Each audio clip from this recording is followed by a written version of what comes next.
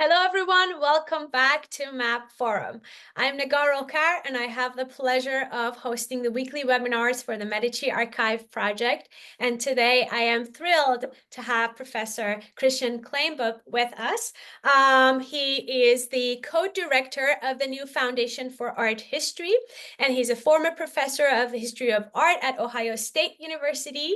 He's the author of 2 books, one that came out in 2011 called Vision and the Visionary in Raphael, and the second one in 2020 by Penn State titled Michelangelo's Inner Anatomies.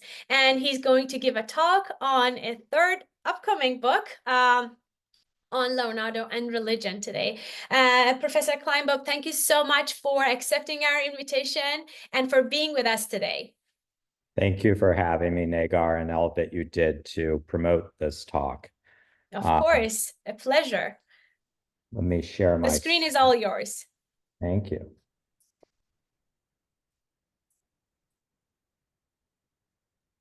Leonardo and Religion. There has always been a disconnect between what we say about Leonardo, the person, and what we say about his works as an artist. As a person, we mainly assume that Leonardo was a rationalist, preferring empirical fact over theoretical speculation. His denunciations of philosophy and poetry in his pages on the Paragone reinforce the idea that he had little patience for those who would rely on mere conjecture. He likewise dismisses theologians as merchants of empty and unprovable ideas. When considered alongside his occasional attacks on various clerical abuses like the wealth of monasteries, Leonardo may be construed as a precocious secularist, a deist of proto-Enlightenment stripe, and a warrior against superstitious practices of a religious age. Then there is another Leonardo.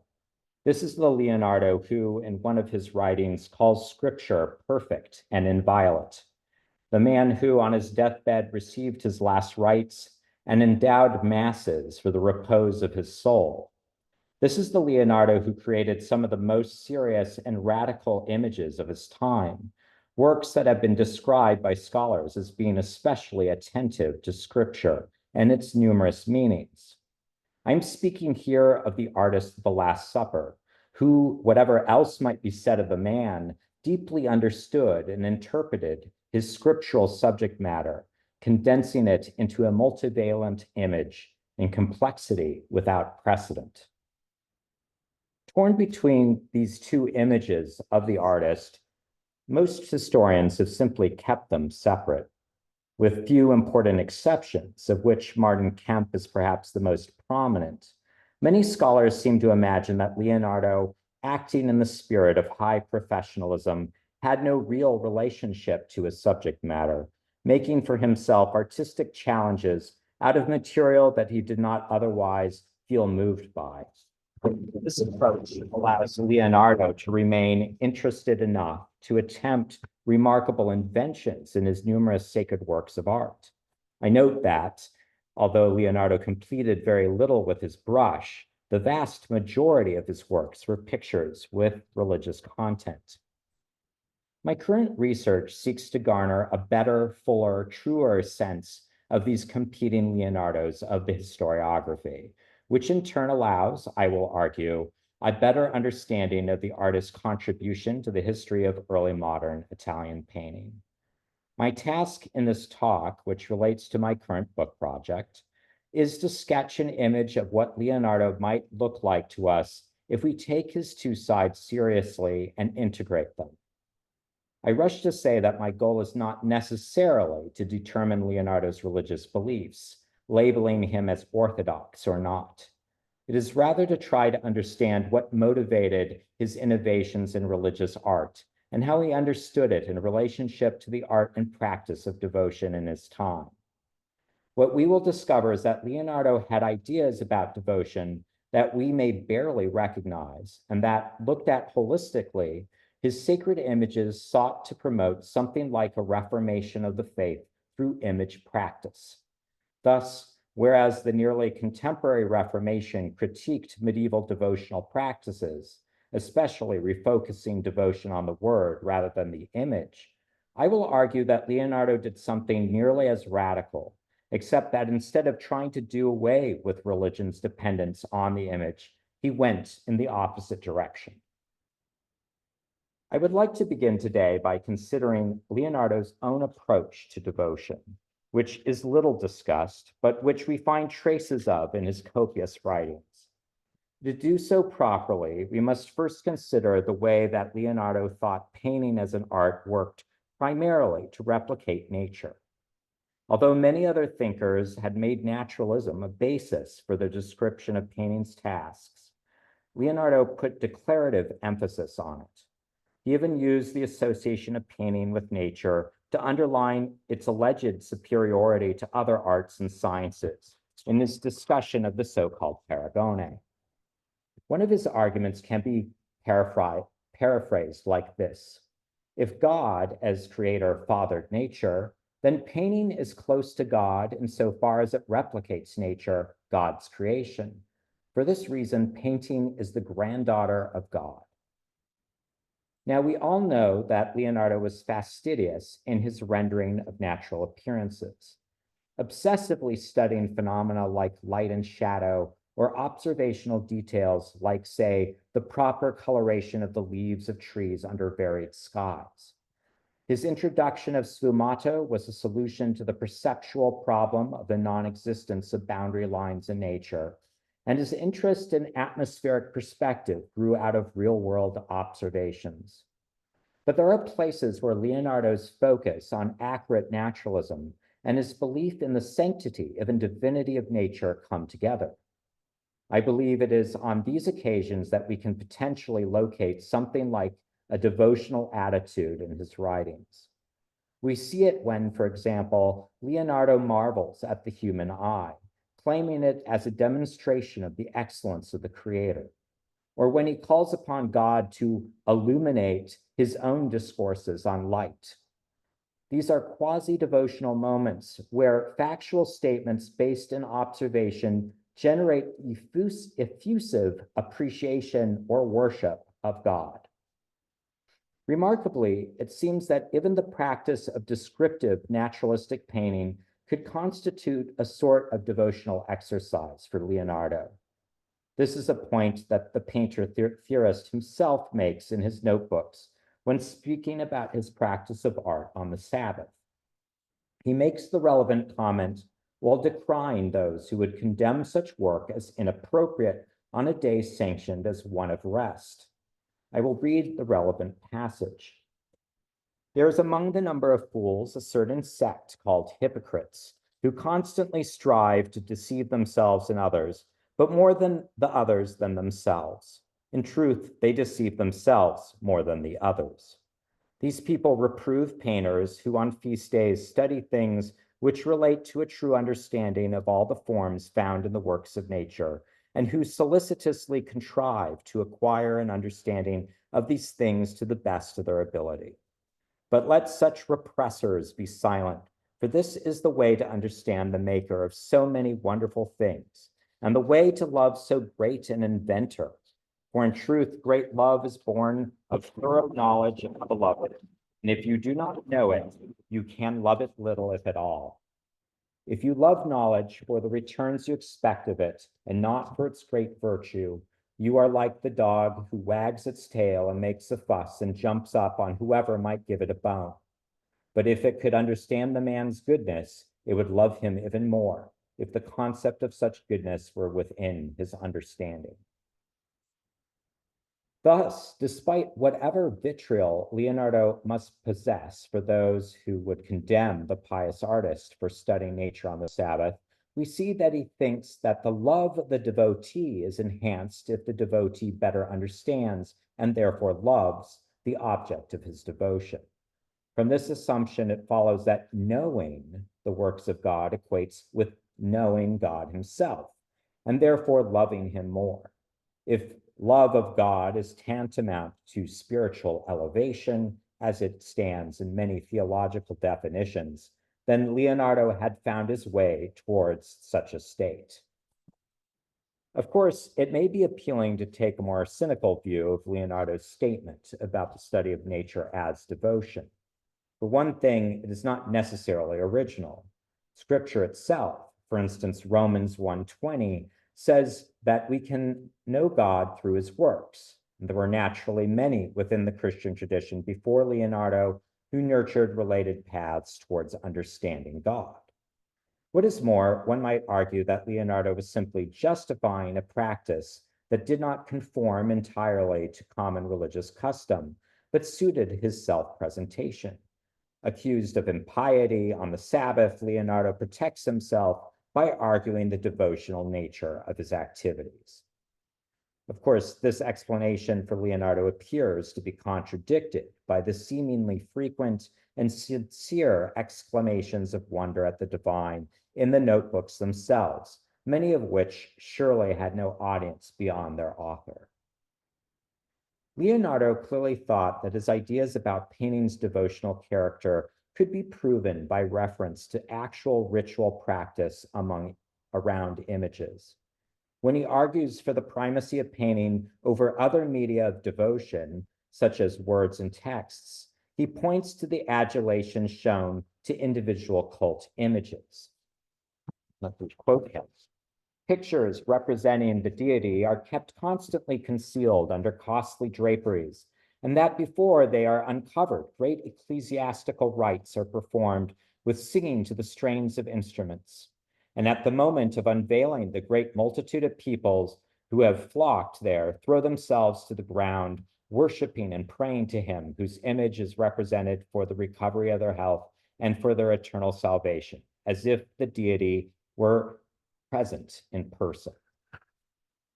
This description obviously makes the point that images received tremendous reverence in Leonardo's time, but it is only one of several such statements. Considering these things, Leonardo also pondered the reasons why so many people sought to undertake dangerous journeys for the purpose of venerating images. And I quote him again, "And what necessity impels these men to go on pilgrimages? You certainly will agree that the image of the deity is the cause and that no amount of writing could produce the equal of such an image, either in form or in power. It would seem, therefore, that the deity loves such a painting and loves those who adore and revere it and prefers to be worshipped in this rather than in another form of imitation, and bestows grace and deliverance through it according to the belief of those who assemble in such a spot." Leonardo goes on to say that pious veneration was not simply the result of the subject matter of the images in question. For if it were the subject matter, he writes, quote, "men might remain peacefully in their beds, provided their imagination was satisfied, instead of going to wearisome and perilous places, as we see them doing constantly on pilgrimages." Now, these passages are of particular interest because they hint at a larger system of ideas pertaining to our topic. First, painting is beloved of God, hence it is productive of miracles and well-being.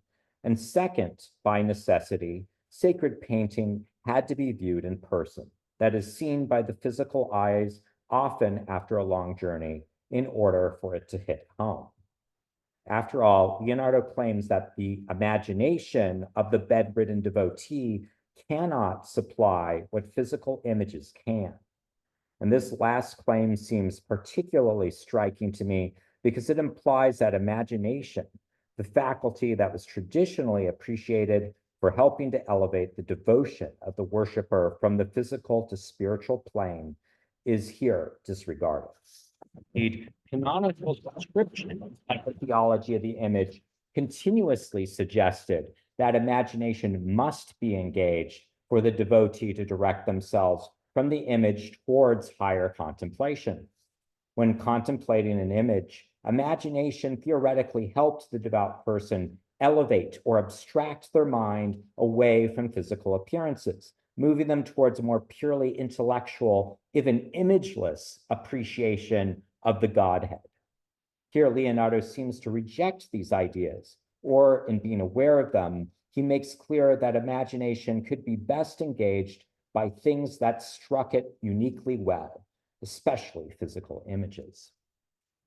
After all, Leonardo seemingly would have liked his images to have had the impact of dreams, which convince the dreamer that what he or she is seeing in the dream is real, even though it is not.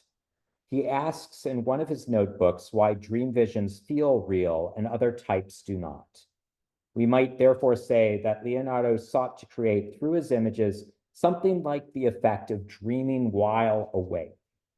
By this, I mean that the viewer would have the sensation that they were seeing and experiencing reality rather than an image. As we have seen, the proper painting, being true to the design of God himself and rendering real physical phenomena, was itself intrinsically holy, and therefore the most direct experience of that reality should be the goal of any painter of sacred themes. Now, Leonardo, having argued that the effect of words could not hope to approach that of paintings, made this immediacy principle central to his entire practice as a painter, and not only as a painter. You might say that Leonardo wanted to use his skills in a variety of media to make religion more directly accessible to those who would receive it. Thus, for example, in his architectural studies, Leonardo sees the immediacy of experience as central to his unexecuted projects for centralized churches. Because architectural historians have tended to study the formal aspects of these designs, they have somewhat neglected others, particularly their functional dimensions. I'm yet unaware that anyone has pointed out how central planned churches were advantageous receptacles for numerous primary image encounters on their various altars. But it isn't that Leonardo wholly neglected preaching and liturgy either. Surveying his various plans, we see that Leonardo atypically prioritized worshippers' access to the liturgy. He did so by placing in central drawings amphitheater-like seating around altar areas, presumably so that more persons would have good visual access to the Eucharistic ritual taking place there. Perhaps even more remarkable are Leonardo's drawings for a church for preaching, a building that looks a great deal like the Colosseum, but is surmounted by a dome like that of the Pantheon.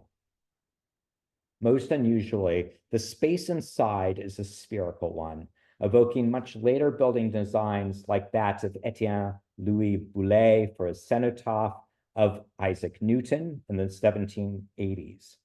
Nothing else from Leonardo's time looks anything like the elevation. But it is also evident what Leonardo sought in designing it. The audience of the preacher would be arranged in this church as if occupying front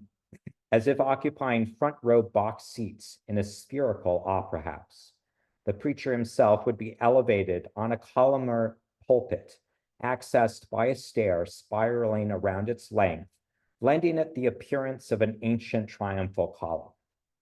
The pulpit's top would occupy the very center point of the sphere. Every listener would thus be located precisely equidistant from the preacher's voice at the sphere's center. And with every listener equidistant to him, the preacher could make unprecedented appeals to their ears and senses, gaining an immediacy of effect for his words that would be impossible in the basilica planned churches more common in Leonardo's lifetime. We know from fragments of Leonardo's lost treatise on the human voice called De Voce that he had argued that distance was the primary determinant of the quality of one's reception of sound. Here, Leonardo takes this finding seriously and applies it to enhance an important part of religious practice. Having briefly considered Leonardo's interest in enhancing the immediacy of church ritual and preaching, we now may turn to see how similar instincts drive Leonardo's designs for his sacred paintings. For although he necessarily did not entirely renounce the use of words for liturgy and other sacred purposes, Leonardo clearly favored media that could speak through the eyes to the mind. Here it should be observed that many of Leonardo's religious paintings consciously create a pictorial encounter between two subjects looking directly at one another. To produce this effect of intimacy, Leonardo often tightly cropped his devotional images, offering us a view of only a portion of the figure in the painting. One particularly compelling example we know only from a drawing is that of Christ carrying the cross, which shows Christ mournful and suffering, looking out at us, the viewer, a heavy cross implicitly resting on his shoulder. The drawing readily conveys Christ's desire to impress in us what he is doing for us, for our salvation. The cropping of the image and the intensity of its vision of Christ's tortured state is clearly meant to crowd out all other distractions. The vision is one of unmediated and direct contact with Jesus at this critical moment in the Passion. That effect is preserved in various works by others that have been tied to the design. In terms of its claustrophobic presentation of eye contact with the viewer, the painting bears comparison with a better-known image of St. John the Baptist, a painting to which we will have occasion to return. At this moment, however, I would like to point out how many of Leonardo's designs for devotional pictures relied on this device. Even in multi-figure narrative compositions, we see Leonardo making use of it, as in the pointing angel in the Louvre Virgin of the Rocks, who looks out at us. Even in the busier figurative circumstances of the Last Supper, Christ's gestural address, it's often noted, is to the spectator as much as his fellow disciples, although in this case, we do not meet his eyes with ours. If immediacy was a conceit that Leonardo valued above others, he also sought to give it some undergirding in his larger anatomical and psychological thinking. Martin Kemp has pointed out how Leonardo, in making images of the mechanics of the cranium, tried to link the seat of the intellect to the organ that received visual information, placing both faculties in the same cavity, called a ventricle, in the front central part of the brain. This contrasted with earlier anatomists who had physically separated these faculties, placing them in separate ventricles. Although Leonardo did not persist in this anatomical innovation, we understand by way of it how he may have thought the mind worked on images beheld by the eyes. If visual input is coincident with understanding, that would mean that there was little or no distance between sensory phenomena and their mental processing. In trying out this novel solution, Leonardo apparently sought a realignment of the faculties, challenging canonical ideas about how the divine was accessed through images.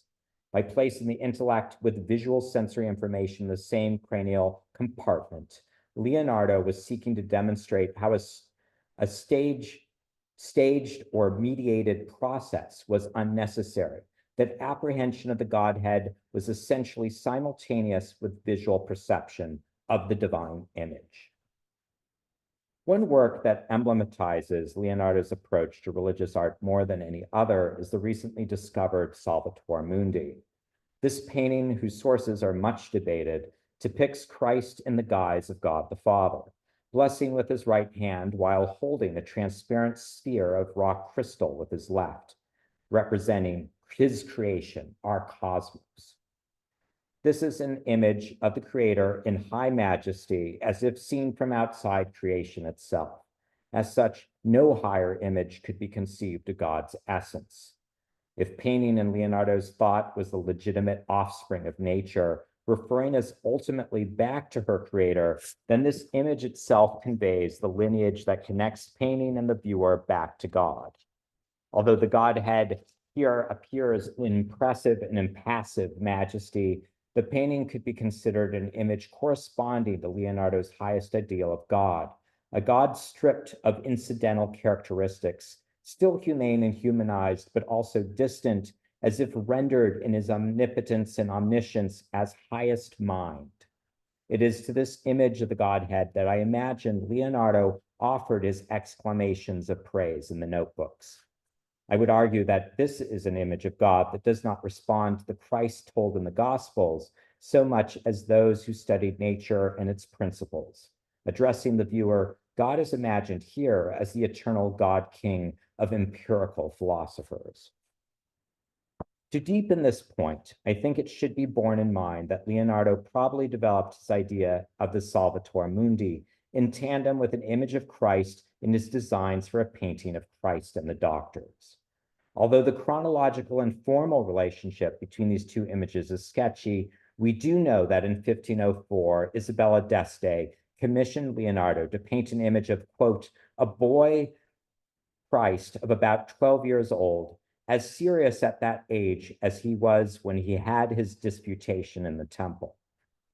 The resulting work is lost if it was ever completed, but it may be reflected in the works of others, which bear some resemblance to Leonardo's Salvator Mundi. Among these works, possibly associated with Leonardo's, the most notable is The Christ and the Doctors by Leonardo's follower, Bernardino Luini. This image reflects much about the scriptural event as recorded in the Gospels. Having been brought to Jerusalem, Christ finds his way to the temple where he debates with the learned Pharisees. In biblical exegesis, Christ not only demonstrates in this episode his sublime wisdom, but also bests his elders in his transcendent understanding of theology. Christ's divine intelligence demolishes the stale pedantry and book learning of his human counterparts. Luini's painting eloquently speaks to these things. With head slightly inclined to one side, Luini's Christ looks directly out at the viewer. He wears a splendid bejeweled costume, not unlike that worn by the mature Christ in Leonardo's Salvator Mundi itself. Christ holds up his hands in a traditional gesture of disputation and argument, his right index finger marking the third of the three raised fingers of his left hand. He has now arrived at the end of his answer, having responded to the doctors who appear to be either newly enlightened on his right or ominously defiant on his left. As he is finishing speaking, Christ's mouth is closed. All that is necessary has been expressed, and the wonderment of his listeners has ensued. His transcendental teaching has triumphed over mortal learning, becoming a gift for all times and persons. But Luini's Christ seems particularly concerned about how the viewer might respond to the imparted wisdom, and that he or she feel the searching presence of Christ's benign gaze. The immediacy of Christ's presence serves as one important reason why Leonardo may stand behind the conception of this interesting work. The theme adumbrated here, the clash of textual learning and true knowledge, was one that was central to Leonardo's self-conception in his writings, not to mention his understanding of devotional art more generally. Indeed, even the class of Jewish priests who were Christ's sparring partners in the temple, the Pharisees, were understood by Leonardo in his age as benighted by an overly literal adherence to the sacred law. Indeed, when Leonardo himself condemned the book learning and religious hypocrisy of certain contemporaries, he reached immediately for the term Pharisee to brand them. In fact, in those of his writings where he mocks the wealth of greedy friars, he denounces them for spewing empty words and promising paradise in return for money. He labels them, quote, Pharisees, that is to say, holy friars, unquote. As always, no light between the two groups. Christ's questioners in the temple would thus be viewed as religious hypocrites of Leonardo's own time. Leonardo's image was an ideological statement. Christ's triumph among the Pharisees of the temple was something that Leonardo could in fact personally relate to. This is presumably one reason why he would consider commissions around the subject to begin with. After all, Leonardo constantly imagined himself as joined in battle with those who were formally schooled or possessed of book learning. deriding those opponents mercilessly. Leonardo resented the way in which the university-educated men of his time criticized those studies that did not bear the stamp of their approval. These learned men knew Latin well and relied on prestigious texts to prove their contentions. In Leonardo's view, their arguments depended less on evidence than on authority, the cultural and institutional prestige of the authors and texts that grounded their educations. As a self-proclaimed man without letters, uomo senza lettere, Leonardo believed that such argumentation failed because it was superficial, being disengaged from what he considered true understanding. As Leonardo put things, quote, anyone who in discussion relies upon authority uses not his understanding, but rather his memory, end quote. In comparison with understanding, that is the intellect, memory was an inferior mental organ. According to early modern faculty psychology, it was a receptacle of opinions and judgments that had been already made. Culling answers from memory without understanding them was like reciting solutions to arithmetical questions without knowing how to do the underlying computations. It was far better to learn from nature directly through observation of her processes. Such knowledge and understanding shared the certainty of mathematics and was therefore better than theological and philosophical speculation, which Leonardo equated with sophistry. In the Salvator Mundi, we can perhaps understand why Leonardo invested in the image of a creator deity, blessing the cradling the cosmos while engaging with the viewer one-on-one, as if individually.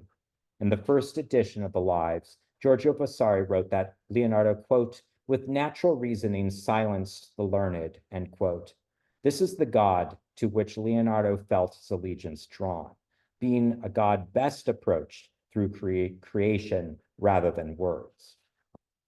And this very theme informs ultimately that most mysterious of his religious paintings, the aforementioned St. John the Baptist in the Louvre.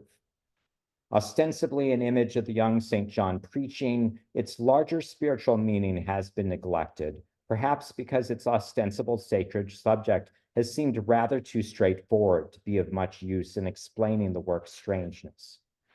The interpreter readily observes that the figure in question wears a hairy garment and holds a reed cross.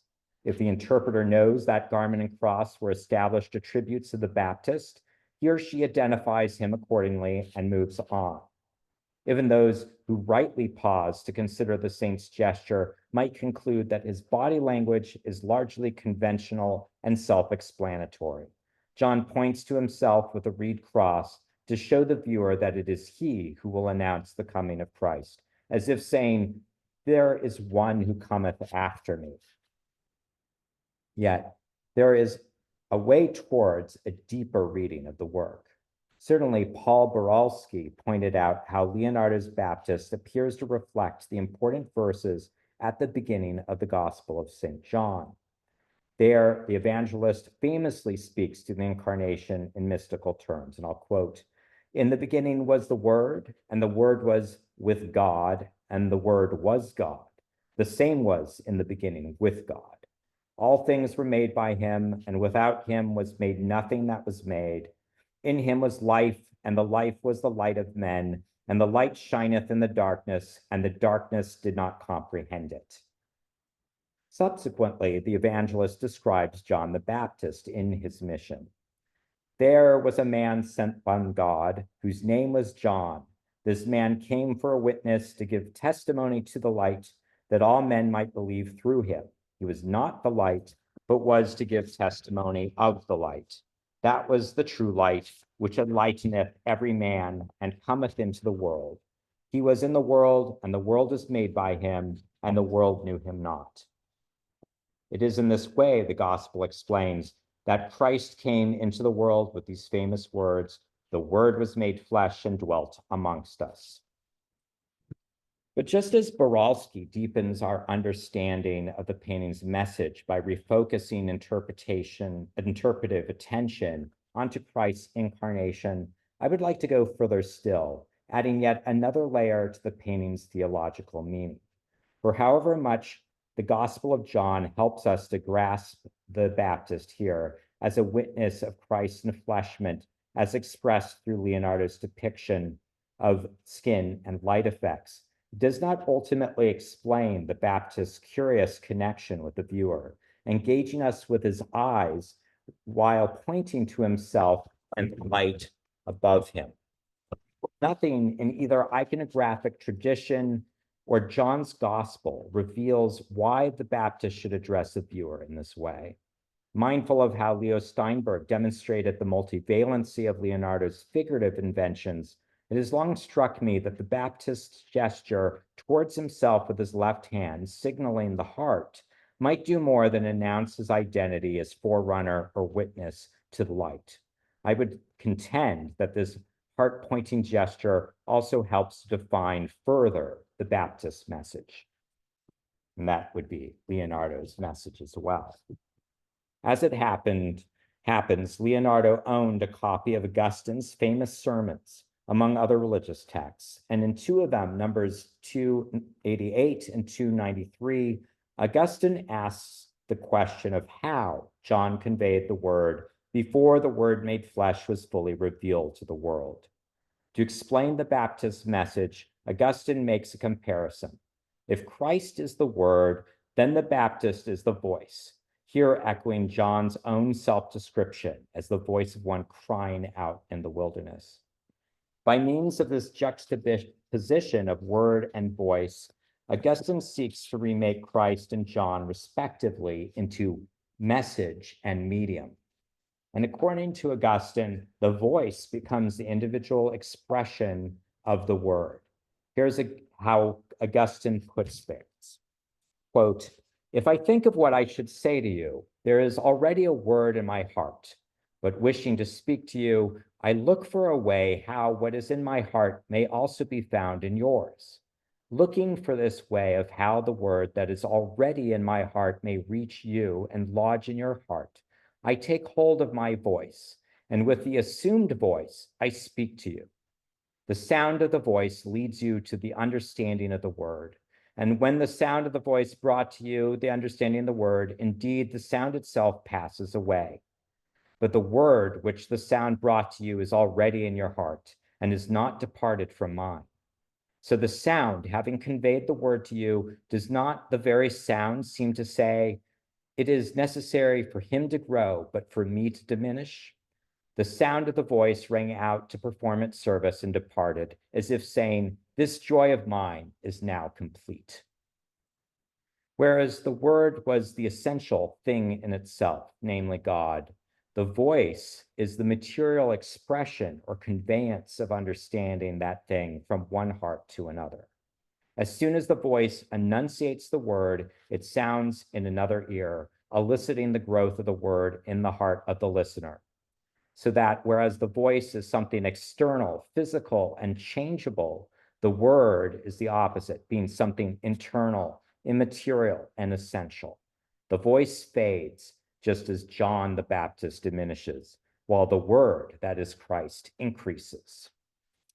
Here and in other sermons on the Baptist, Augustine goes out of his way to make the semiotics of the voice and word obvious, pointing out that the concept of a thing, such as the word, pre-exists its utterance by the voice, which is not always intelligible. Similarly, the voice, even when sounding a real word, can name the same thing in a variety of languages, say Greek or Punic or Latin. Yet the varieties of the voice do not affect the concept to be signified by way of it, because there is no variation in the word itself. Quote, in my heart, in the thing I want to say, in the thing I am thinking about, there is no diversity of letters, no variously sounding syllables. It is what it is, writes Augustine. I would like to suggest that Leonardo has clearly pondered Augustine's semiotical reading of the scriptural verses pertinent in this painting.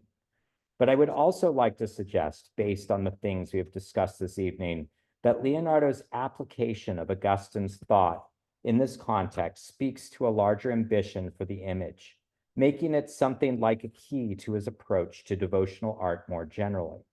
Specifically, it shows how the image might, in fact, bypass the word and text to speak more directly, one heart addressing another, bypassing language which Leonardo, like Augustine, held to be vague and confusing, an imperfect vehicle of transmission.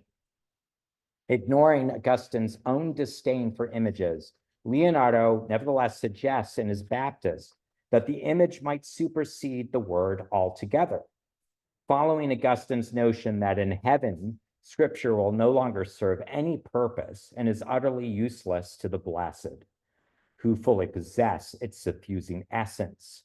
Leonardo imagines a painting in which such transmission above and beyond words becomes possible. And with such a sublimated transmission by way of the image, by means of our intimate visual encounter with John, whose message is aimed directly at our understanding, Leonardo may have even imagined an imagistic revolution for the religion of his times, a religion that could in fact do away with intermediaries, those hated friar Pharisees and the troops of the supposedly learned who stood between people and true veneration of the creating God. Might this be the sacred painting that Leonardo would propose to his contemporaries? Might understanding Leonardo's motivations here lead us to better understand his ambitious attempts to rethink religious art and practice more generally? One of the most telling passages in his notebooks, Leonardo asks his reader to engage in a short thought experiment. He tells us to imagine two things. First, the word God presented to the eyes of a person in a church. Second, a beautiful image of God presented in the same context. He then rhetorically asks the reader to consider which will generate the greater devotion. At least for Leonardo, the answer should be an obvious one. The image triumphs. As a consequence of mind experiments like this one, we are left to ask what Leonardo's religious images are really getting at, what they see their job to be.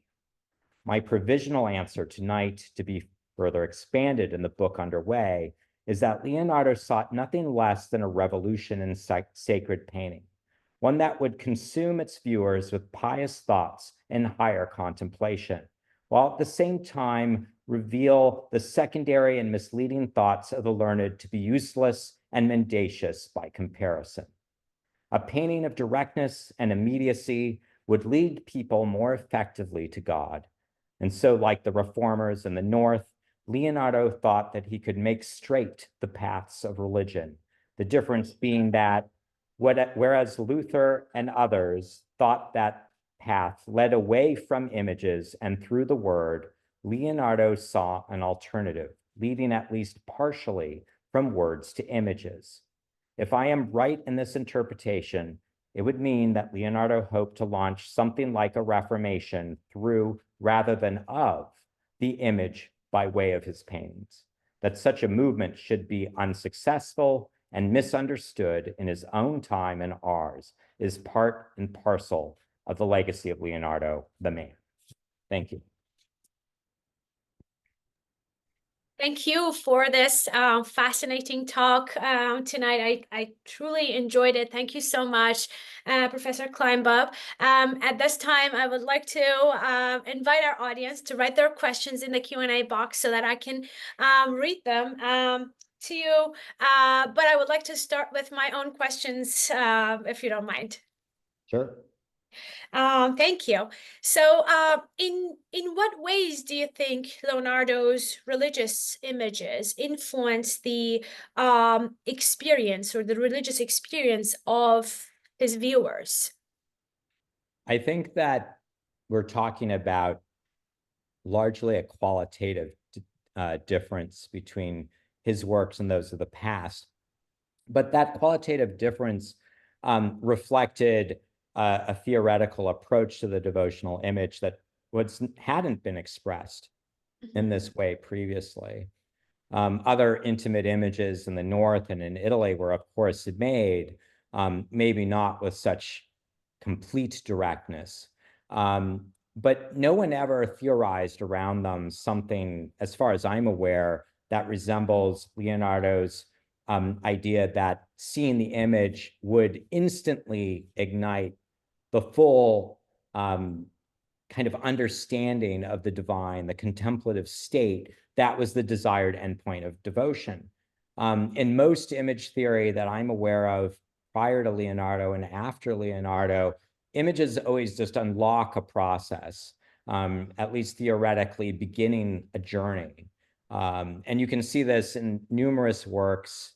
Arundela's On the Imagination speaks to how good images should be put before the imagination in the mind and contemplated on, ruminated upon.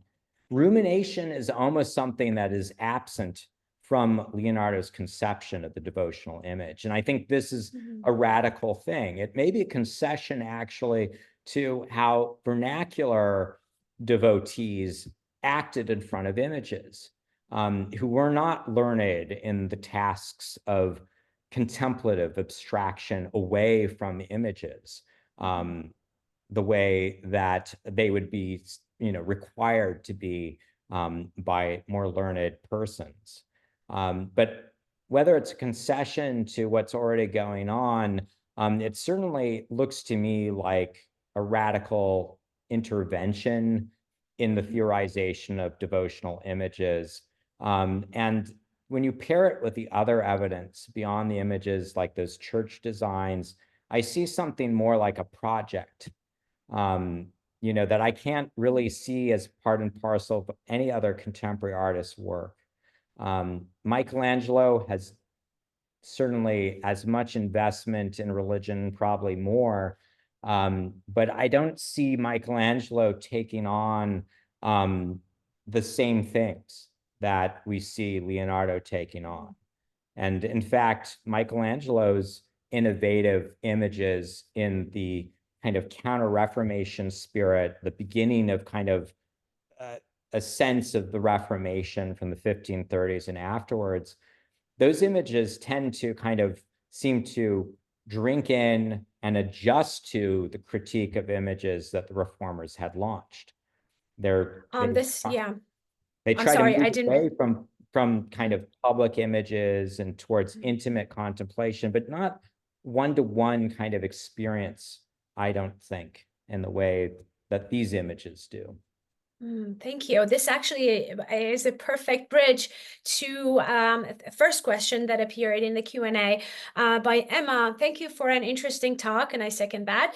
You offered a lot of fascinating quotes from Leonardo's journals and other contemporary sources. I was wondering if there was a sense of development that you can track through the journals, especially seeing as he lived through and directly experienced Savonarola and the Reformation. Is there a progression in how these ideas manifest, or periods in which they appear and others were they changed? It's a really good question.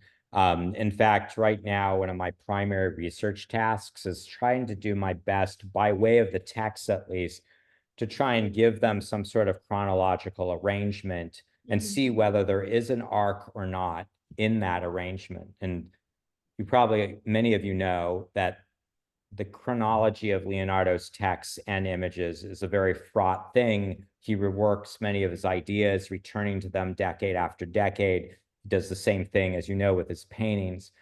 So this can be treacherous. Having said that, there is the feeling that images like the John the Baptist on the screen, for instance, and also the Salvator Mundi might have been made in a post-Savonarola moment in Florence, or at least were conceived there. And perhaps were a response in one way or another to Savonarola, for instance, proclaiming Christ the King of Florence. I'm interested in perhaps seeing how Leonardo accepts some elements of the Savonarolan critique of the established religion of his time, especially that of the hierarchy, but also Leonardo may himself be critiquing Savonarola's thoughts on images. I note the profound sensuality of the St. John itself, which has often perplexed interpreters. You'll recall Savonarola was very, very much vehemently against sensualized religious images. It was one of his biggest pet peeves in his sermons, that touched on image issues.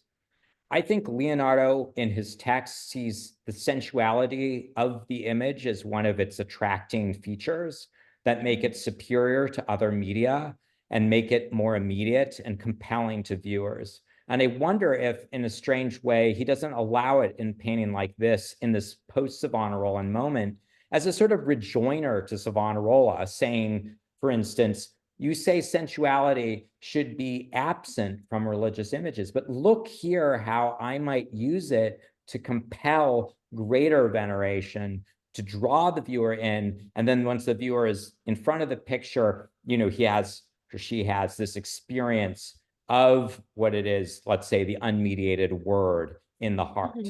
That is the intention of this painting. So I think that there are these historical correspondences. I hope to be able to bring them out more in the final book.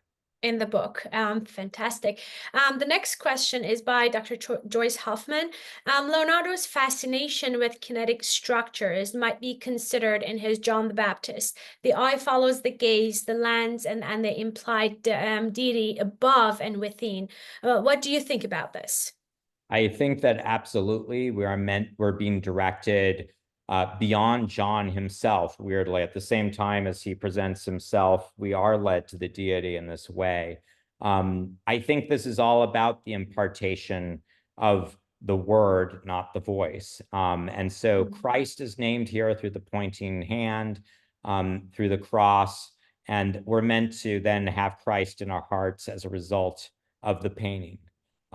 So I think there is a kinetic movement involved in this work. The kinesis of John's body illustrates how we turn inwards to bring that thought down, Christ, the word, into our hearts, and it can be imparted to us by way of John directly in this way. Absolutely, yes. The next question is by Nick. Having previously written on the body and anatomy, can Professor Kleinbub discuss in more detail the sensuousness of St. John the Baptist's glowing skin? How does this partial nudity or suggestion of partial nudity contribute to the religious devotion of the viewer? So in the same way I was saying with Savonarola, I think Leonardo wants to embrace the sensuality of painting, seeing it as a way of driving viewers to the right sort of religious experiences in front of works. Rather than seeing it as a distraction, he sees it as an attraction. And he's essentially making this work a polemic on how sensuality can be combined with religiosity, can lead to pure forms. And of course, that's an idea sanctioned in part by contemporary Neoplatonism, where you move from contemplation of beautiful bodies to beauty in the abstract and such. I'm not as fond as the talk reveals of this idea of like abstraction away from things.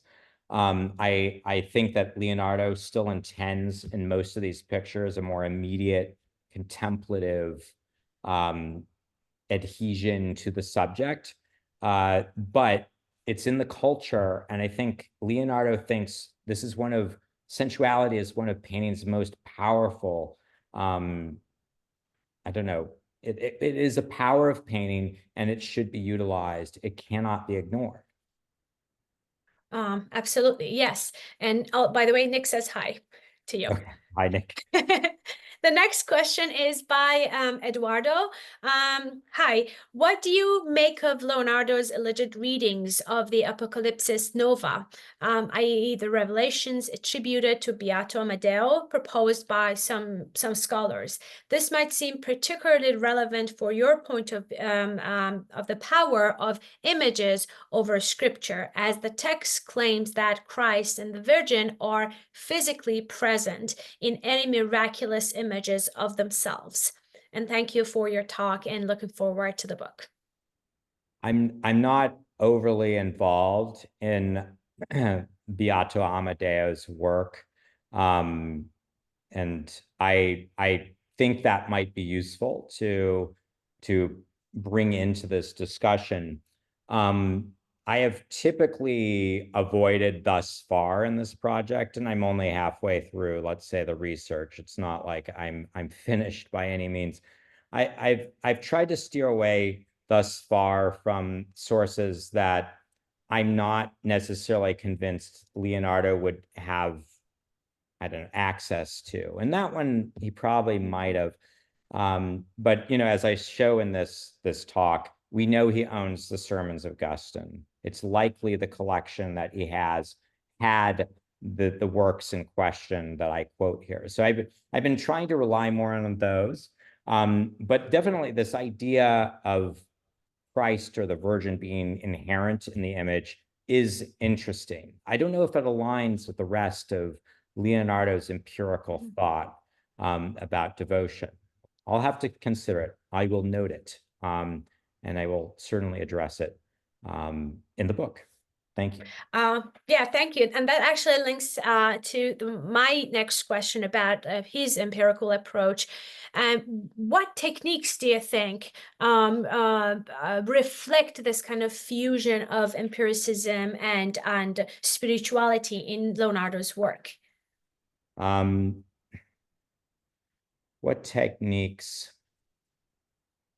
Meaning, can you explain to me what you mean by techniques?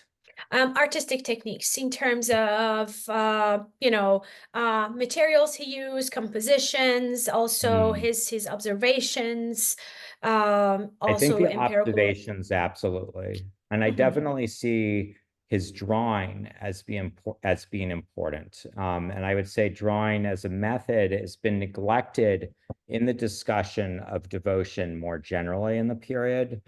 I will point out that some of our very few surviving images of landscape appear, for instance, in the broken up drawing books of Fra Bartolomeo, which look like they were made on the spot by that artist. And presumably, given his biography, one can imagine some sort of devotional intent there. Leonardo, in that dated drawing I projected earlier of the Arno Valley, may be engaged in a similar project. And in drawing things, there's kind of this sense of discovery, which contrasts with the final polished making of the act of painting itself.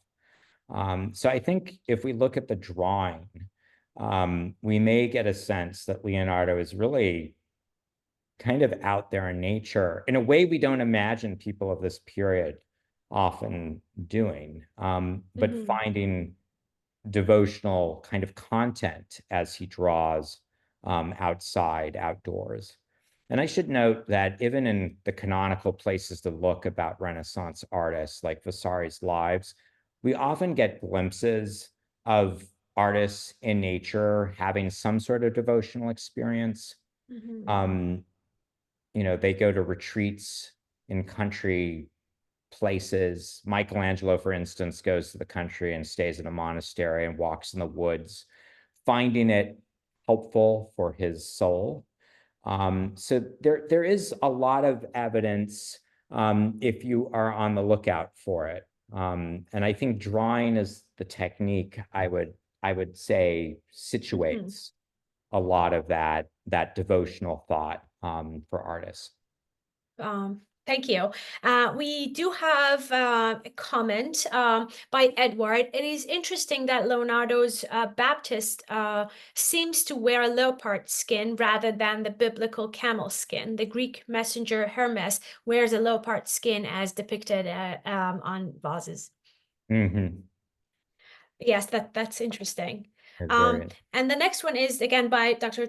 Joyce Huffman. Thank you for investigating the connective trilogy between spirit, nature, and art, and how Leonardo, obviously to me, a genius of some sort, communicated with the rest of humanity. Thank you for exploring the subject. I look forward to reading more of your research. So this is a great testimony also to the fascinating topic that you're working on, and also how you're exploring that. And this brings me to my very last, but a little bit, I don't know, maybe personal, but from a point of view of a maybe junior scholar, since you are the co-director of the new Foundation for Art History, a foundation that is supporting me for my book project, and I'm very grateful for that. What kind of support does your foundation bring to scholars in what stages in their works? Can you elaborate a little bit on that aspect of your career as well? Thank you. Yeah, I thank you for giving me an opportunity to speak about the new Foundation for Art History, because it is new in its focus. And it does three things currently, and it will soon be doing more.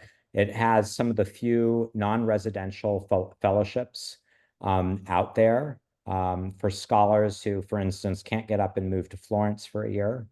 And apart from the Getty and a few others, there's not many of these out there. These fellowships are aimed at kind of mid-career scholars, late assistant professors, or associate professors who might not come from universities with tremendous financial support or leave programs. And so it's our hope to have those people applied for these fellowships. We're not trying to service people at prestigious, wealthy institutions so much as very excellent scholars at places that might not have the resources to allow a second project, for instance, to bloom. Another fellowship effort, one that you mentioned regarding yourself, is our contingent or adjunct faculty fellowships. These are the first I'm aware of in art history, or for that matter, anywhere else.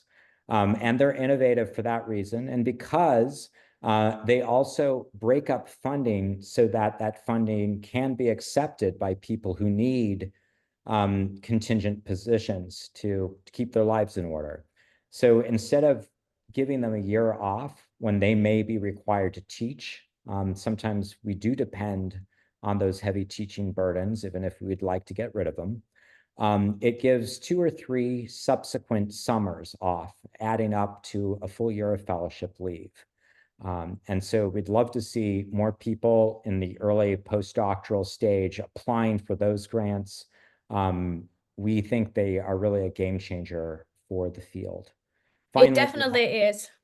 I hope It is, yes. I have used 1 year of the 3 years, and I used that to travel to Florence, and I did a lot of, archival work and also research while I was there, and then I'm still working on processing the data that I have collected. So it is a tremendous help, and thank you so much for providing that support. I'm glad that we connected so that our audience are also aware of the possibilities and the support that your foundation can provide.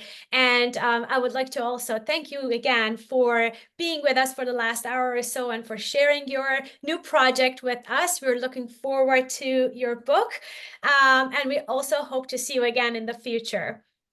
Thank you so much again for the invitation. Thank you so much. And I also want to, at the end, I would like to invite everybody to our next week's talk, which is titled Collective Nature, Female Community, and the Illustration of Nature in 17th Century Amsterdam.